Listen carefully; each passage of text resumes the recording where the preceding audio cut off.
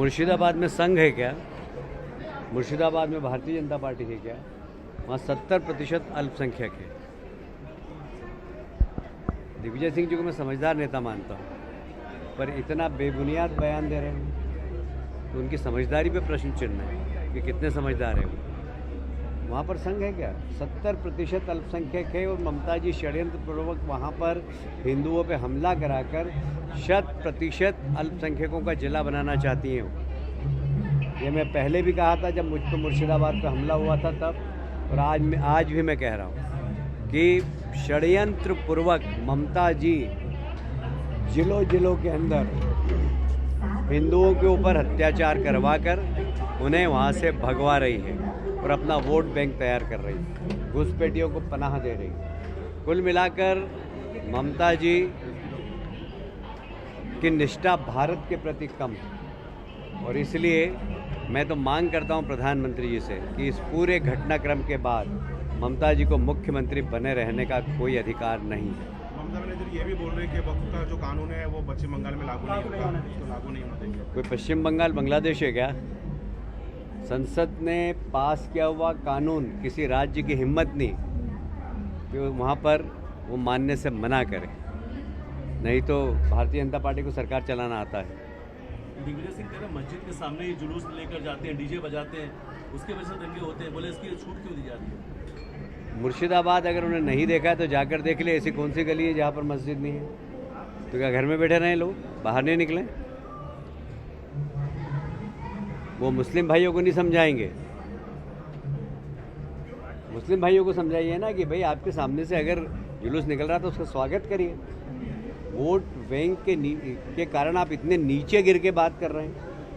मुझे दिग्विजय सिंह जी के बयानों पर शर्म महसूस हो रही है। उनको शर्म आ रही है कि नहीं आ रही है, पर मुझे शर्म महसूस हो रही है कि इतना बड़ा नेता इतने बेशर्मीपूर्ण बयान दे रहा है।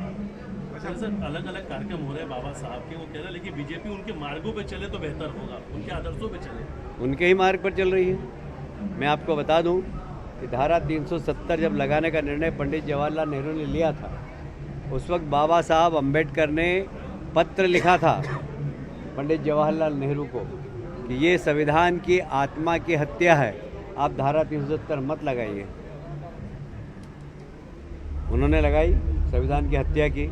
धारा 370 हटाने का काम किसने किया? भारतीय जनता पार्टी ने। कौन चल रहा है भारत के संविधान की और बाबा साहब अम्बेडकर के मार्ग पर? कांग्रेस चल रही है कि हम चल रहे हैं?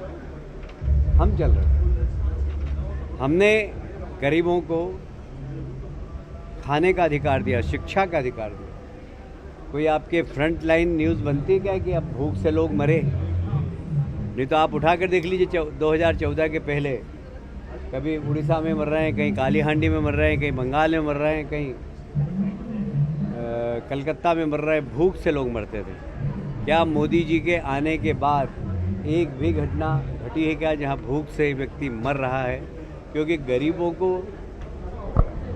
फ्री राशन देने का काम हमारी सरकार ने किया था। यही तो बाबा साहब अम्बेडकर चाहते थे। निःशुल्क शिक्षा दलित भाइयों को, उन्हें समानता का अधिकार देना, यही तो बाबा साहब चाहते थे। कौन कर रहा है? हम कर रहे हैं। दलित भाइयों को निःशुल्क शिक्षा कौन दे रहा है? हम दे रहे हैं। उनके आवास की व्यवस्था कौन कर रहा है? हम कर रहे हैं। हॉस्टल पे यहाँ जगह नहीं है अगर दलित भाइयों को, तो अगर किराए के मकान पर रहते तो उनको किराया देने का काम कौन कर रहा है? भारतीय जनता पार्टी की सरकार कर रही है। तो ये शिक्षा फ्री, उन्हें आवास फ्री, अगर विदेश में पढ़ने जाना हो तो उनकी फीस शासन भरता है। कौन कर रहा है? भारतीय जनता पार्टी की सरकार कर रही है। तो बाबा साहब अम्बेडकर यही तो चाहते थे कि दलित पिछड़े लोगों को अधिकार देना, उनको समानता देना। भारतीय जनता पार्टी वही कर रही है। दिग्विजय सिंह जी वो कर रहे हैं क्या? वो तो तुष्टीकरण कर रहे हैं, वो वोट बैंक खड़ा कर रहे हैं, वो मुसलमानों के सबसे बड़े नेता बनना चाहते हैं।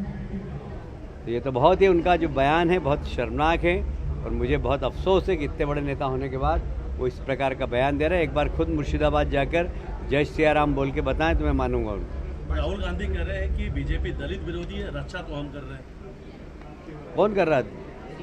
राहुल जी को अगर जनता सही मानती तो उनको अधिकार देती। उनको अधिकार कहाँ दिया है? वो तो भारत जोड़ो करते करते घूमते रहे। जनता ने मोदी जी को सरकार दे दी, अभी भी घूम रहे हैं वो संविधान लेकर। जनता ने मोदी जी को आशीर्वाद दिया है। अभी अभी महाराष्ट्र में भी घूमे, लोगों ने भारतीय जनता पार्टी को आशीर्वाद दिया। वो हरियाणा में घूमे, भारतीय जनता पार्टी को आशीर्वाद दिया। हिमाचल प्रदेश की जनता ने गलती कर दी, तो जो कांग्रेस ने वादे किए थे उसमें से एक भी वादा पूरा नहीं हुआ। वहाँ के कर्मचारियों को तनख्वाह नहीं मिल रही है। महिलाओं से जो वादा किया था कि हम हर प्रति माह जिस प्रकार हमारे यहाँ लाडली बहना योजना उसी प्रकार महिलाओं को राशि देंगे, उन्होंने दी ही नहीं। वो तो जो कहते हैं वो कहीं करते ही नहीं है। इसीलिए तो उनकी कांग्रेस की इतनी बुरी हालत है। भारतीय जनता पार्टी जो कहती है वो करती है, और इसलिए देश की जनता, प्रदेश की जनता, इंदौर की जनता भारतीय जनता पार्टी को प्यार करती है।